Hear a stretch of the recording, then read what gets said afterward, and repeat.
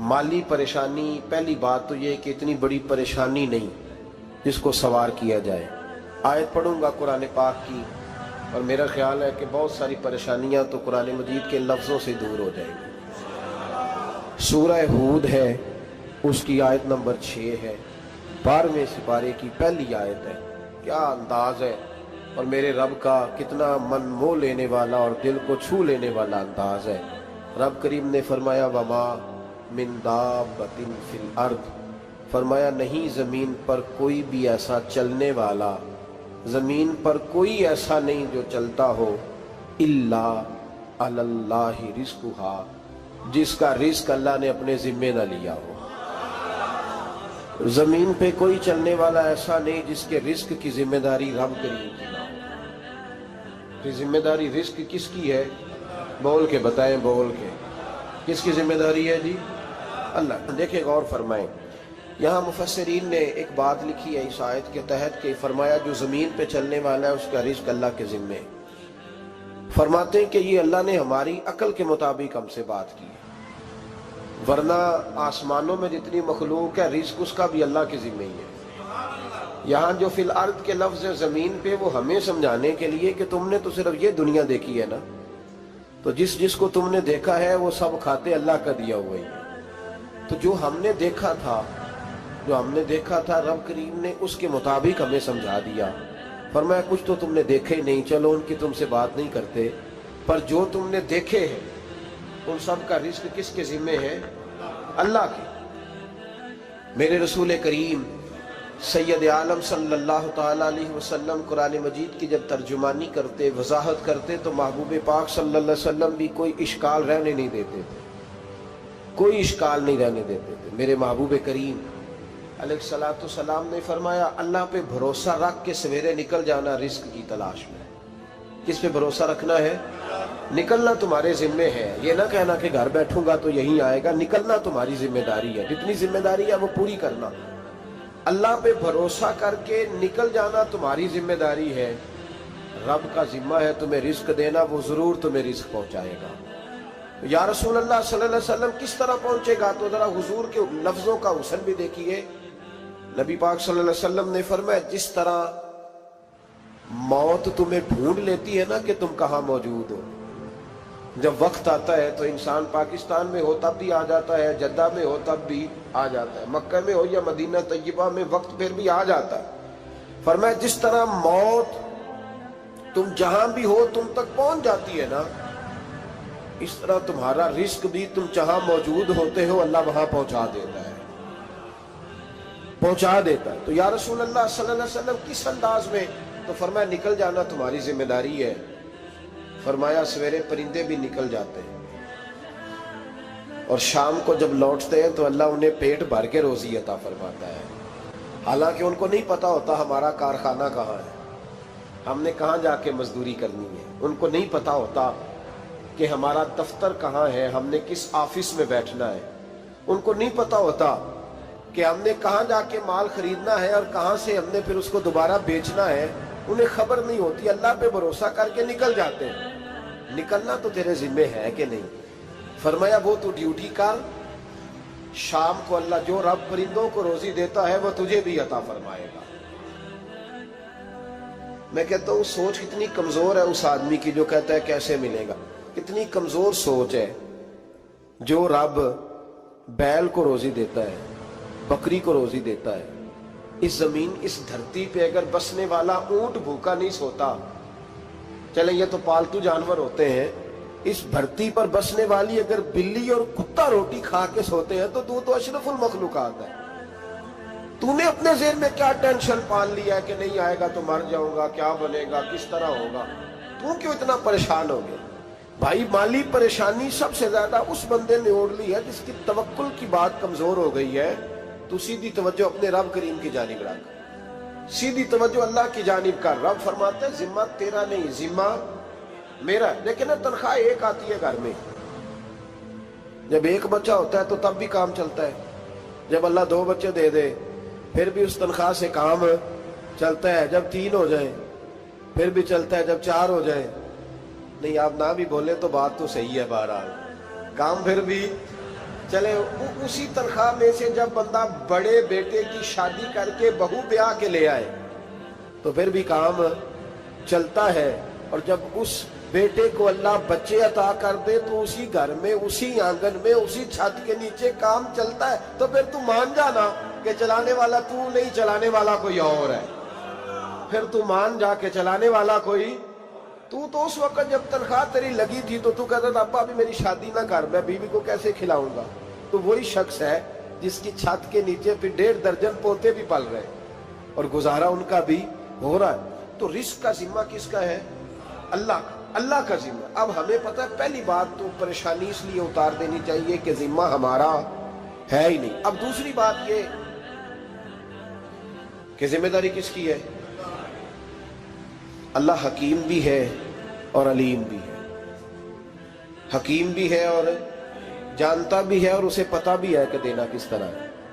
اب ہم پتہ کیا کہتے ہیں؟ کہتے ہیں وہ جو بندہ پجاروں میں بیٹھا ہے وہاں اسے نہیں بیٹھنا چاہیے تھا، وہ میرا حق تھا۔ تجھے زیادہ پتہ ہے کہ اللہ کو؟ بول کے بتانا کس کو پتہ زیادہ ہے؟ کیوں جی؟ تو آپ اصل ٹینشن پتہ کب لگتی ہے؟ جب بندے کہتے ہیں نہیں وہ پجاروں میری تھی، میرا حق تھا۔ وہ جب گزرتی ہے نا پاس سے مہران کے تو مہران والا ٹینشن بڑی لیتا ہے، حالانکہ اللہ کو زیادہ پتہ ہے کہ وہ حق۔ ایک بات اپنے ذہن میں یاد رکھ لیں، رٹ لیں کہ جو میرے لیے بہتر تھا میرے رب نے مجھے دے دیا، تو بات ختم ہو گئی۔ بس وصل اچھا ہے نہ فراق اچھا ہے، یار جس حال میں رکھے وہی حال اچھا ہے۔ بس جو میرے حق میں بہتر تھا میرے رب نے مجھے، مسئلہ یہ ہے کہ تو اس پہ راضی ہونے کو تیار نہیں۔ حضرت علی کرم اللہ تعالیٰ وجہ الکریم نے میرے نبی پاک کی ایک حدیث بیان کی ہے، اور جناب علی جب یہ حدیث بیان کیا کرتے تھے تو حضرت مجاہد فرماتے ہیں یوں لگتا تھا کہ جیسے حضرت علی ہمیں ہر پریشانی سے نکال رہے ہیں۔ مولا علی شیر خدا رضی اللہ تعالیٰ عنہ فرماتے ہیں کہ مجھے میرے نبی پاک صلی اللہ علیہ وسلم نے ایک طریقہ دیا تھا ٹینشن فری ہونے کا۔ آپ فرماتے ہیں مجھے تو بڑا راس آیا ہے، تم بھی اگر کر لو گے تو تمہیں بھی فائدہ دے گا۔ کہا وہ کیا؟ حضرت علی کہنے لگے محبوب علیہ السلام نے فرمایا تھا لوگوں تم اللہ کے دیے ہوئے تھوڑے رزق پہ راضی ہو جاؤ، وہ تمہاری تھوڑی عبادت سے تم سے راضی ہو جایا کرے گا۔ بس تم 2 نفل بھی پڑھو گے تو اللہ راضی ہو جائے گا، تم 1 رکوع بھی سویرے اٹھ کے پڑھو گے تو وہ راضی ہو جائے گا، وہ تمہارے 313 درود شریف سے راضی ہو جائے گا، تم اس کے دیے ہوئے تھوڑے رزق سے راضی ہو جاؤ۔ ٹینشن اس لیے ہوتی ہے کہ ہم راضی نہیں جو اس نے ہمیں دیا ہے۔ وہ حل میں مزید کی جو دوڑ ہے نا، حل میں مزید کی، بے قدرہ کچھ قدر نہ جاتی، کیتی خوب تسلی ہو، دنیا دار پجاری زردے کتیاں دے گل ٹلی ہو، بک بک روشن اکھیاں تکیو ویکھ حویلی کلی ہو، تے کوچ نصیر اساں جد کیتی پہ جانی تھر تھلی ہو۔ تو یاد رکھیں یہ جو ہے نا مصیبت کے مال آ کیوں نہیں رہا، وہ سامنے والا پلاٹ میرے گھر کے سامنے ہے گھر کے سامنے، پر رجسٹری میرے نام کیوں نہیں؟ یہ مصیبت سانس نہیں لینے دیتی۔ موٹر سائیکل کھڑی کرتا ہے نا جب آ کے دکان سے روٹی کھانے آتا ہے، دفتر سے گھر آتا ہے، کاروبار سے آتا ہے، تو جہاں موٹر سائیکل کھڑی کرتا ہے وہ ٹینشن بڑی ہے کہ کبھی میری ہو جائے نا یہ والی جگہ، تو میں یہاں بھی بورڈ لگاؤں اپنے نام۔ اس نے مالی پریشانی پیدا کی۔ تو جس حال میں ہے، کیونکہ تو نے اپنا یہ حال خود نہیں بنایا، جس نے بنایا ہے وہ بڑا بہتر جانتا تھا کہ تو اسی حال میں اسے اچھا لگتا ہے۔ تو اسے اسی حال میں، ایک بزرگ تھے تو ان کی طبیعت بڑی علیل ہو گئی، بیمار ہو گئے، تو اللہ نے آزمائش دی تو کیڑے پڑ گئے وجود میں۔ ایک کیڑا یہاں سے کھا رہا تھا، اللہ والے بڑے راضی رہتے ہیں اس کی رضا پہ، تو کیڑا یہاں کھا رہا تھا تو نیچے گر گیا، تو بابا جی نے اٹھا کے پھر وہاں رکھ لیا، کہنے لگے جب اس نے تیری ڈیوٹی مجھے کھانے کی لگائی ہے تو میں اس بات پہ راضی ہوں، تو نیچے کیوں گرتا ہے؟ بٹ ٹھیک ہے کھا، جب اس نے تجھے ڈیوٹی جو تیری لگائی۔ سالبہ بن عبد الرحمن ایک صحابی تھے، سالبہ غالباً نبی پاک صلی اللہ علیہ وسلم کی خدمت میں آئے، کہنے لگے یا رسول اللہ صلی اللہ علیہ وسلم غربت بڑی ہے، میرے لیے دعا کریں اللہ زیادہ مال دے۔ تو محبوب صلی اللہ علیہ وسلم نے فرمایا تو جس حال میں اچھا ہے وہ تیرے لیے بہتر ہے، اس میں تو ہے وہی حال تیرے لیے۔ مشکل ہے نا یہ جواب سننا۔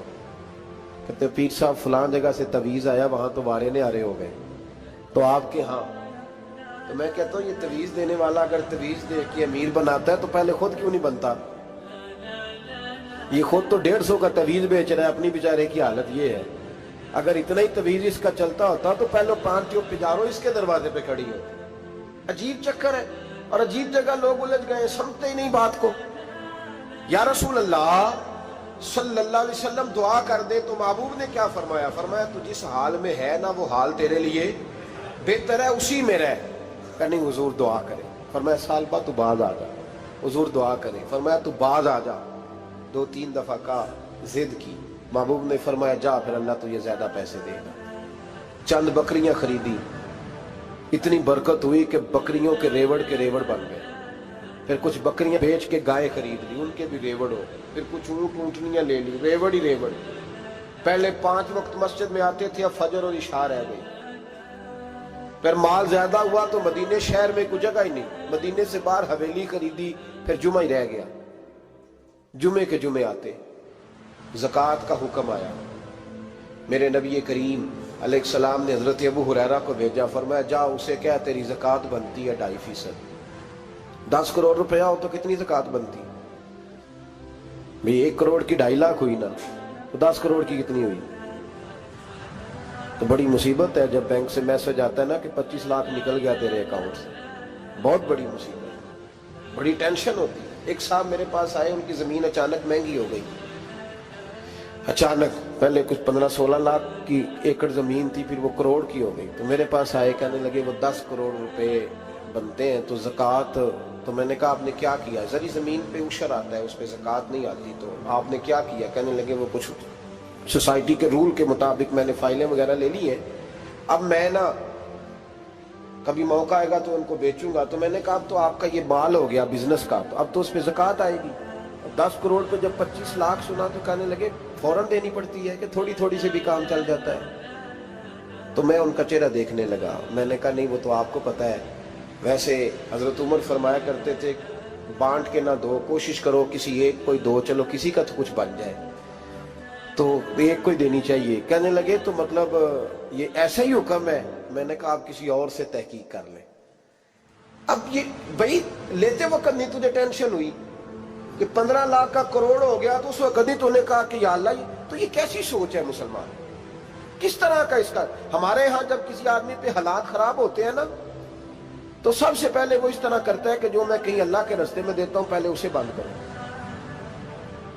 جس رستے تجھے آ رہا تھا پہلے تو نے وہ رستہ بلاک کیا۔ حضرت اسماء بنت ابی بکر صدیق کہتی ہیں میں حضور کو مسجد کے لیے، ادارے کے لیے، صحابہ صفہ کے لیے کچھ دے رہی تھی، تو میں نے گننا شروع کیا تو حضور مسکرانے لگے۔ حضور مسکراتے کیوں ہیں؟ تو فرمانے لگی، محبوب فرمانے لگے اسماء اللہ کے رستے میں گن گن کے نہ دیا کر، ورنہ وہ بھی تجھے گن گن کے دے گا، تو اس کے رستے میں بے حساب دے، وہ بھی تجھے بے حساب ہی عطا فرمائے گا۔ لیکن پہلے یہ والا پہلے دروازہ بند کرو، یہاں سے پیسے ختم ہو رہے ہیں، تو اس طرح کرنا بھائی۔ اس دفعہ سوٹ ذرا گرمیوں والے نہ خرید، لیکن جو تو اللہ کے رستے میں دے رہا ہے اسے دیتا رہے۔ لیکن ہم اپنا نقصان کرتے ہیں، زیادتی کرتے ہیں اپنے ساتھ۔ میں نے آپ کو پہلے بھی بتایا تھا پیار کی بولی ہے، پھر بولتا ہوں۔ ایک بڑے بڑے پیار والے دوست ہیں، ایک دفعہ مجھے کہنے لگے کہ آپ کئی دفعہ اعلان کرتے ہیں تو مجھے اچھا نہیں لگتا، اور آپ ادارہ بھی بہت زیادہ بننے والا ہے، بڑی چیزیں میں دیکھتا ہوں جو ہوں تو بڑا نظام اچھا ہو جائے، آپ دعا کریں اللہ مجھے پیسے دے تو میں بڑے سارے خرچ کروں گا اس کے رستے۔ تو میں نے کہا یا اللہ اسے 10 کروڑ دے، یہ 9.5 کروڑ تیرے رستے میں دے دے گا۔ تو چپ کر گیا، جس طرح آپ نہیں کر گئے سارے، چپ کر گیا وہ بھی۔ اس نے کہا جی نہیں جی انشاءاللہ کریں گے۔ تو میں کیا پلیا جی تے دعا پہ ہوں دیا، ابھی تو وہ آئیں گے تو تب دیکھی جائے گی، تو تو یہیں اڑ گیا ہے۔ یعنی 9.5 کروڑ اللہ کے رستے میں خرچ کرنے کی دعا پہ بھی آمین کوئی نہیں کہتا کہ چلو آمین ہی کہہ دیں۔ تو میں کہا تینوں تے 50 لاکھ بچتا سی پیا، لیکن تو اس سودے پہ تیار ہے۔ جب یہ سوچ ہوتی ہے، یہ غلط سوچ ہے، یہ بات تو اگر تے مسکرانے والی، لیکن یہ سوچ صحیح نہیں۔ حضرت عثمان غنی رضی اللہ تعالیٰ عنہ کہتے ہیں جس وقت نبی پاک صلی اللہ علیہ وسلم نے اعلان کیا نا جنگ کے موقع پر کہ 800 سپاہیوں کا خرچہ چاہیے، کہتے ہیں میرے پاس 600 کا تھا۔ یہاں ایک روایت میں حضور نے 1000 کا اعلان کیا تو میرے پاس 800 کا تھا۔ جب 2-3 دفعہ نبی پاک نے اعلان کیا تو کہتے ہیں میں نے کھڑے ہو کے کہا یا رسول اللہ پورا 800 میری طرف سے۔ کہتے میں نے 200 سپاہی کا خرچہ ادھار اٹھایا لیکن پورے 2 مہینے نہیں گزرے تھے، رب کریم نے مجھے کئی گنا کر کے پیسے واپس عطا فرما دیے۔ پر بات تو یہ ہے کہ تیری وہاں لو لگی ہو، تو تجارت کرتا ہے ان لوگوں کے ساتھ جو کیا دے سکتے۔ تو سالبہ کے پاس حضور نے پیغام بھیجا، پہلے تو کہا تیرے لیے بہتر نہیں مال، جب اصرار کیا تو بڑی برکت ہو گئی، بڑا آیا تو فرمایا زکوٰۃ دے، 2.5 زکوٰۃ ہے۔ اب جب سوچا کہ 5 اونٹوں پہ ایک بکری جائے گی اور بڑا سارا مجھے دینا پڑے گا، اب جب غور کیا تو یہ تو نہ کہا کہ میں نہیں دیتا۔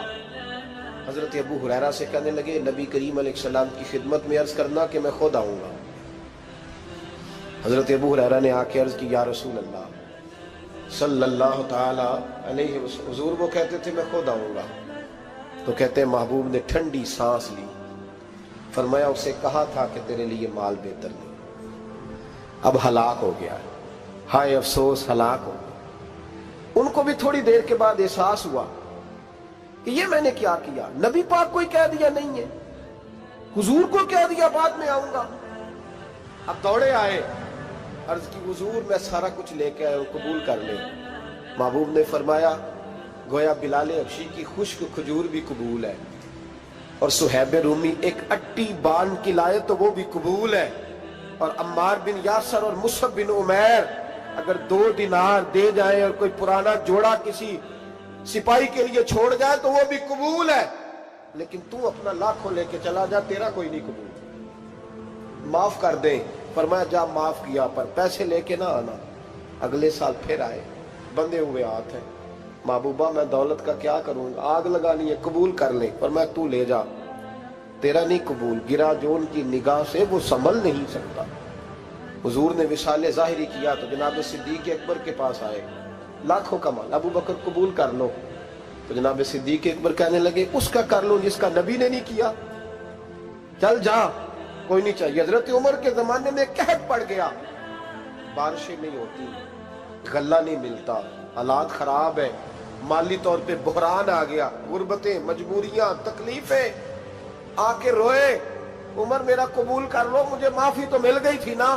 فرمایا معافی اپنی جگہ پہ، پر جس کا مصطفیٰ نے قبول نہیں کیا۔ بہت سارے لوگوں کو پتہ ہی نہیں کہ ان کا قبول ہی نہیں ہوا، اور وہ الجھے ہوئے، انہیں خبر ہی نہیں کہ اصل بات کیا ہے۔ فرمایا جس کا مصطفیٰ کریم نے قبول نہیں کیا، اب ہیرے اور جواہرات بھی لے کے آئے تو بھوکے مریں گے، پر اس کا قبول، اس بات پہ راضی رہو، اس حال میں اللہ نے رکھا ہوا، اس حال میں راضی رہو۔ جو مصیبت ہے نا دیکھنی کہ وہ بھی میرے پاس، تمہیں کیا پتا، کبھی پوچھ تو صحیح اس سے وہ کس مصیبت کا شکار ہے، جو مالی طور پہ بڑا امیر ہے، تو اس کی طرف دیکھ کے اپنا دل برا کرتا ہے۔ بس جس حال میں رب نے رکھا ہے اس حال میں رہ،